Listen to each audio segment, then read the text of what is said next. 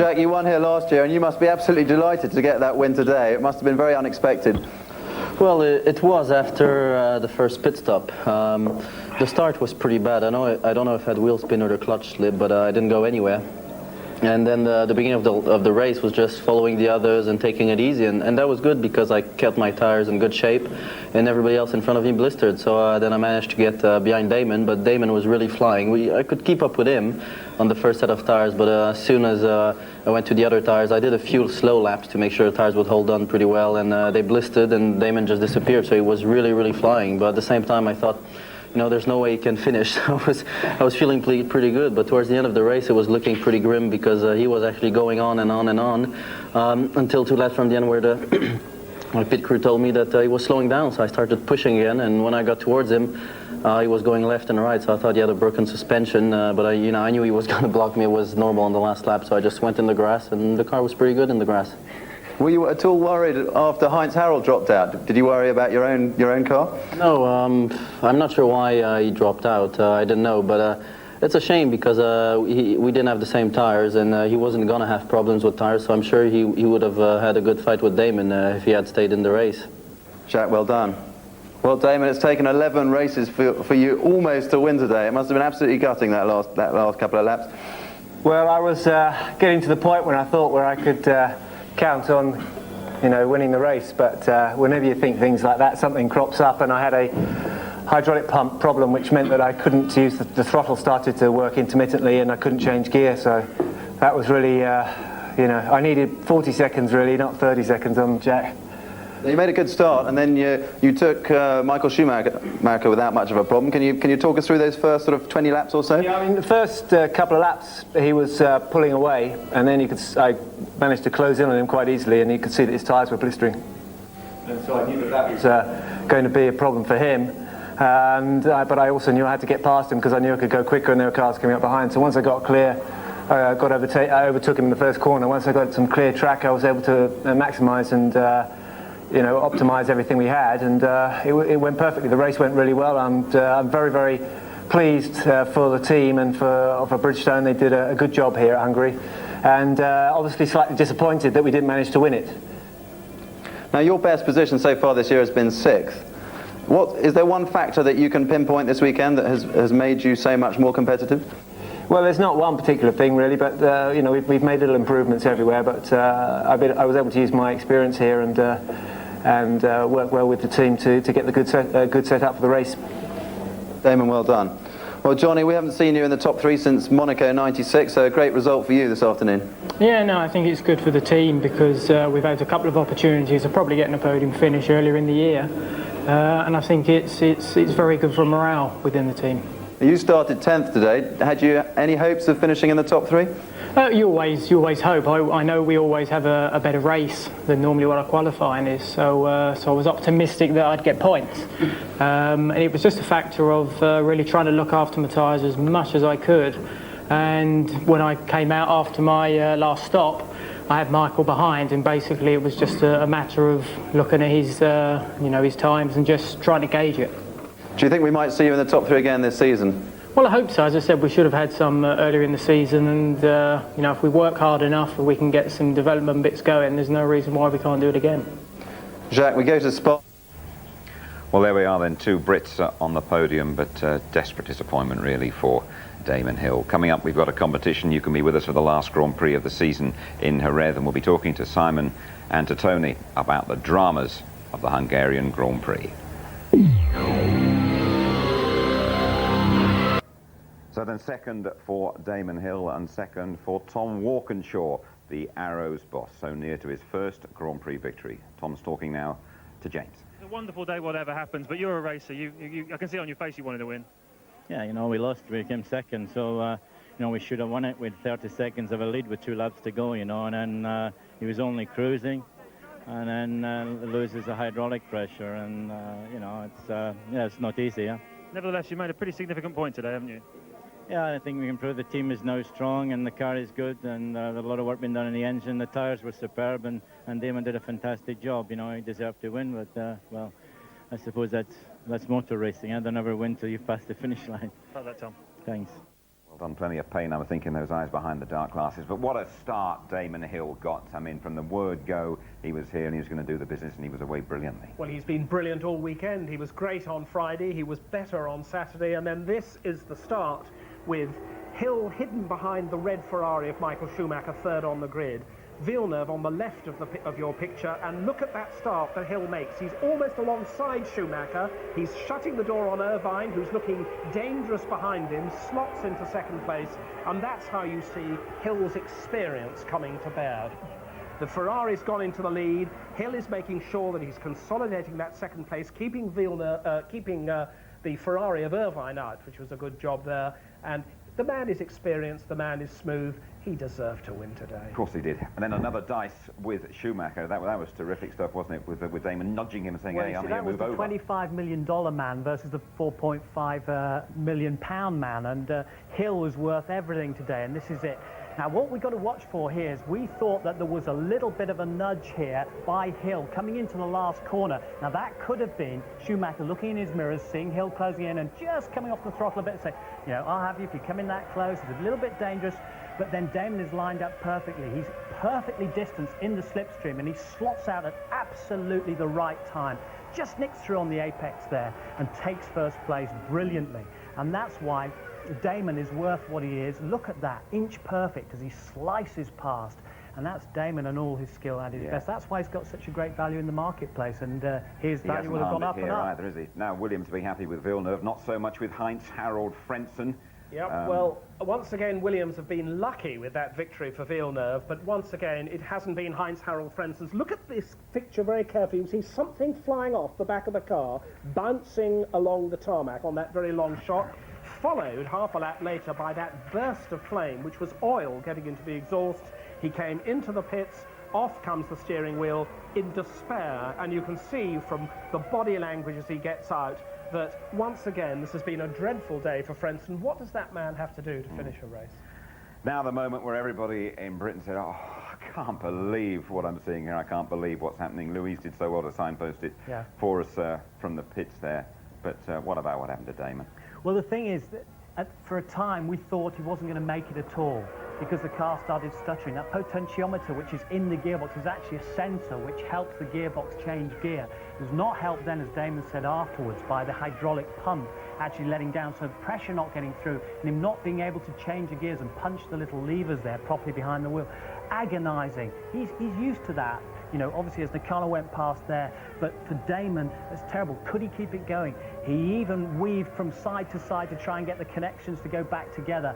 And all that length of time, he thought it's about to stop any moment. And this is the part where Villeneuve dived past. Now, it wasn't actually Damon weaving in front of him on purpose. He was weaving to try and get the connection to come back together. Villeneuve feared the worst and just to make sure ran across the grass, but that was where he lost it. Right, thanks both very much indeed for that. Great to see two British drivers on the podium for the first time this season. Johnny Herbert doing really well to get that third place, but massive sympathy for Damon Hill, with Villeneuve really pickpocketing the 10 points. Well, very many congratulations. I bet you didn't expect that.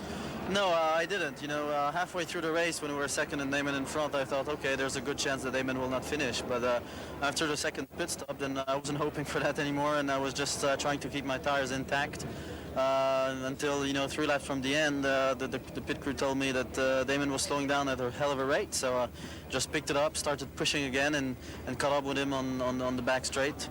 Of course, he tried to block me a little bit harshly, but you know, it was the last lap, so it was expected.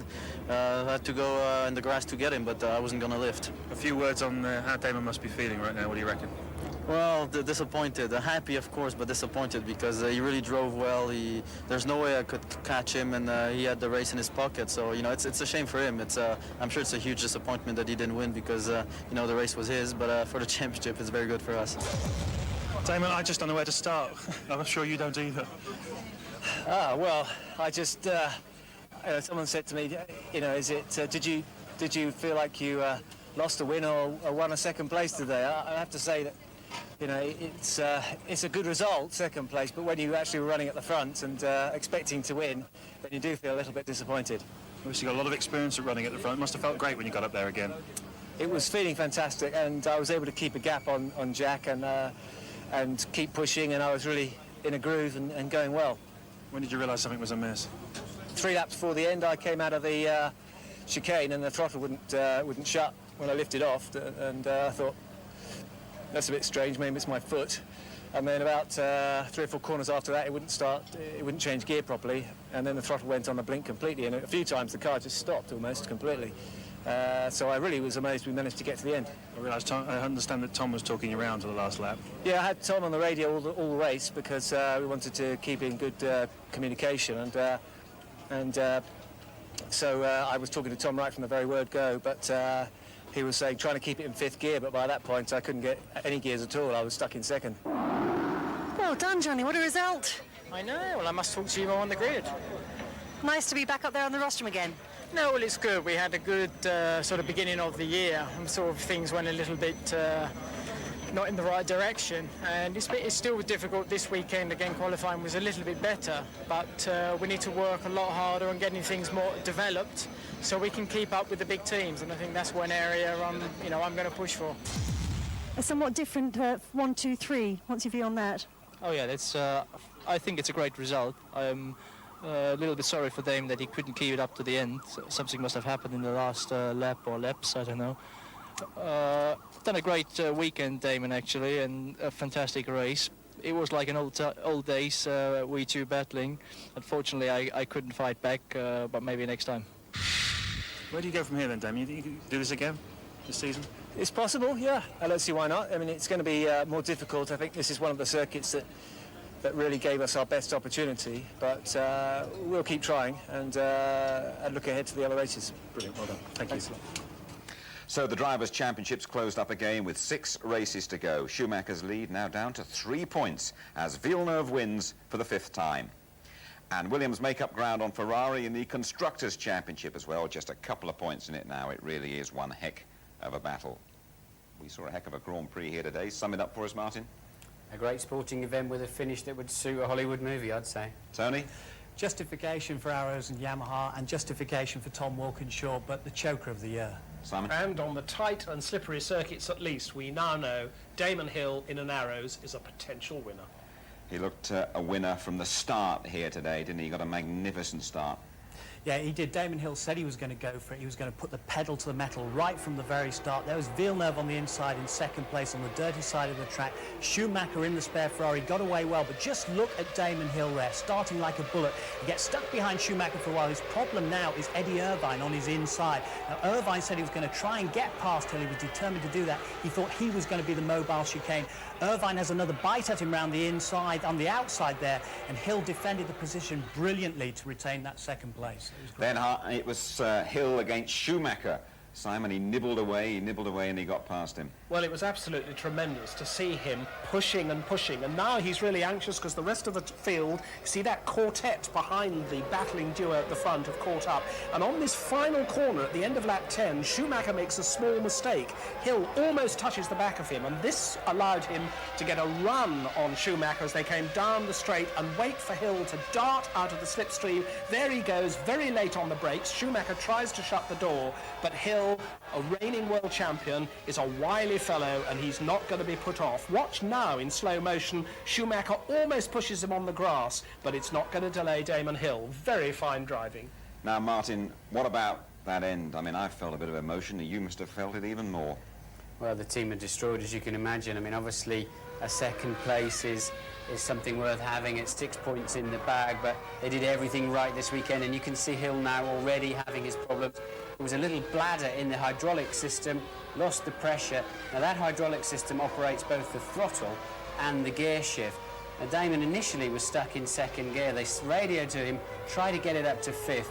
He tried it, went as far as 3rd, but then it would go no further, and then the throttle became intermittent as well, so he was watching his mirrors all the time, careful not to let any back markers run into him, and he saw Villeneuve coming up behind him. I said, well, you weren't really wandering around in front of him. He said, well, I knew he was coming, but I wanted to make it as hard as I could for him. How close was he to not finishing at all then? Well, that's the miracle of the whole thing, because there's a safety mode there, and it should switch itself down to idle, which the car did, so Damon had little more than idle speed in 3rd gear, and somehow he got it to the end of the race. I mean, it could have been no points at all. If we peep into the pits, we can see how distraught they all were down there.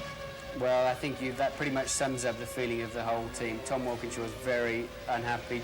Damon is extremely disappointed. But look at these guys. They've been working so hard all year. They've changed so many engines.